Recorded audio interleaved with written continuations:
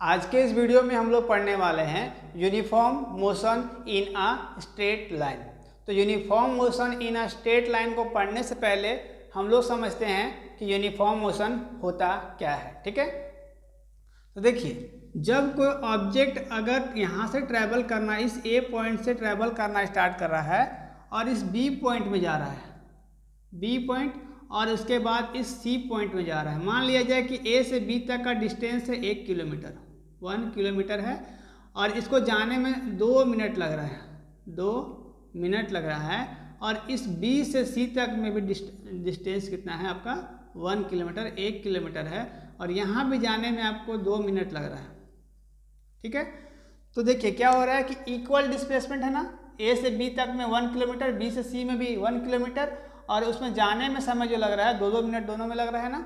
तो ये क्या हो रहा है कि equal displacement in equal interval of time, equal distance travel कर रहा है इक्वल इंटरवल ऑफ टाइम में। ठीक है, तो ये हो गया आपका यूनिफॉर्म मोशन। अब है uniform motion in a straight line. Uniform motion in a straight line क्या होता है, इसको समझने के लिए पहले हम लोग क्या करेंगे कि इस फिगर को समझेंगे। इस फिगर से सारा कुछ क्लियर हो जाएगा, इतना डिफिनेशन लिखने का जरूरत नहीं है। ठीक है, हम लोग सपोज कर लिए कि एक पॉइंट ओ है जो यहाँ से ऑब्जेक्ट का पोजीशन हम लोग मेजरमेंट करेंगे। ठीक है, ऑब्जेक्ट ओ से ए तक जब ट्रैवल करता है तो वो x1 डिस्प्लेसमेंट करता है, x1 डिस्टेंस ट्रैवल करता है। देखिए, स्टार्टिंग में जब ऑब्जेक्ट ओ जो था रेस्ट में था तो टी जो होगा वो 0 होगा। जैसे ही ऑब्जेक्ट ओ से ए तक में आएगा तो यहाँ पर टाइम जो होगा वो t1 हो जाएगा। ठीक है, और उसके बाद जब O से B तक ट्रैवल करेगा तो इसका टाइम क्या हो जाएगा, T2 हो जाएगा, और इसका O से B तक का डिस्प्लेसमेंट होगा जो x2 हो जाएगा, है ना।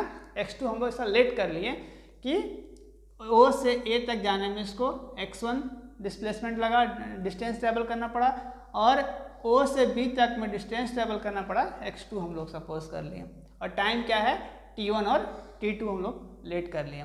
x क्या है इसका, एक इन्फिनाइट का कोई पॉइंट है। ठीक है, चलिए, जो हम लोगों ने वहां पर समझा उसको यहाँ पर थ्योरी में लिखते हैं। कैसे लिखेंगे, consider an object in uniform motion. एक ऑब्जेक्ट को हम लोग कंसीडर किए हैं जो यूनिफॉर्म मोशन में है। तो यूनिफॉर्म मोशन मैंने बताया कि जो equal distance equal displacement travel करेगा और इक्वल इंटरवल ऑफ टाइम के साथ, उसको हम लोग यूनिफॉर्म मोशन बोलेंगे। जैसे कि देखिए, ओ से ए तक में जाने में x1, ए से बी तक जाने में x2, टाइम डिस्प्लेसमेंट हो रहा है ना, और टाइम जो है T1 T2 आपका सेम है, इक्वल इंटरवल ऑफ टाइम है, इसीलिए हम लोग स्ट्रेट लाइन में यूनिफॉर्म मोशन में बोलेंगे। Along a straight line OX, O से X, यूनिफॉर्म वेलोसिटी V। हम लोग एक स्ट्रेट लाइन OX सपोज कर लिए हैं जो वेलोसिटी V के साथ ऑब्जेक्ट क्या कर रहा है, इसमें मूव कर रहा है। ठीक है, let point O be the origin for position measurement. जो O है जहाँ से ऑब्जेक्ट का हम लोग पोजीशन मेजर करेंगे वो हम लोग पॉइंट O ओरिजिन मान लिए, सपोज कर लिए, लेट कर लिए, है ना। ऑल्सो लेट, अब हम लोग और क्या लेट किए हैं कि A and B be the position of the object. A और B जो है अभी ऑब्जेक्ट का जो पोजीशन है वो क्या है, A और B है, at the instant of the time T1 and T2, जिसका टाइम क्या है T1 है, यहाँ पे T2 है। ठीक है, respectively. Where O A equal to x1। देखिए, यहाँ से O से A तक जो हम लोग डिस्प्लेसमेंट सपोज किए हैं वो क्या है, x1 है, और O से B तक जो हम लोग सपोज किए हैं वो क्या है, x2। O से B तक, इस पॉइंट से B पॉइंट तक के लिए हम सपोज किए डिस्प्लेसमेंट वो x2 है ना।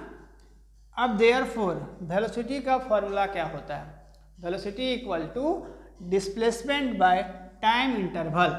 तो यहाँ पर डिस्प्लेसमेंट क्या हो जाएगा, कहाँ पर हमको फाइंड करना है, तो इस ऑब्जेक्ट का जो पोजीशन अभी क्या है A से B तक है, तो यहाँ पर हमको डिस्प्लेसमेंट फाइंड करना है, इसीलिए हम लोग AB लिखे हैं, और यहाँ पर time interval T2 minus T1, क्योंकि इस यहाँ से यहाँ तक का जो टाइम इंटरवल है वो T1 है, और O से B तक का जो टाइम इंटरवल है वो T2 है। तो इस T2 में से T1 को माइनस कर देंगे तो यहाँ पर जो होगा AB का जो टाइम इंटरवल होगा वो फाइंड हो जाएगा। इसीलिए हम लोग लिखे हैं AB vector by T2 minus T1 लिखे हैं। ठीक है, तो AB को क्या कैसे फाइंड करेंगे, इस AB पॉइंट को फाइंड हम लोग कैसे करेंगे, तो देखिए इस OB में से यहाँ से इस पॉइंट तक का डिस्टेंस हम लोग क्या माने हैं, x2 माने हैं। इस x2 में से इस x1 को फाइंड करेंगे तो ये जो मेरा पॉइंट है, ये मेरा डिस्प्लेसमेंट है, ये फाइंड हो जाएगा। ठीक है, तो यहाँ पर OB minus OA by T2 minus T1, यहाँ पर तो T2 माइनस T1 सेम है, यहाँ पर कोई चेंज नहीं हुआ है। OB माइनस OA, इस OB में से OA को माइनस कर देंगे तो मेरा जो डिस्प्लेसमेंट है वो फाइंड हो जाएगा।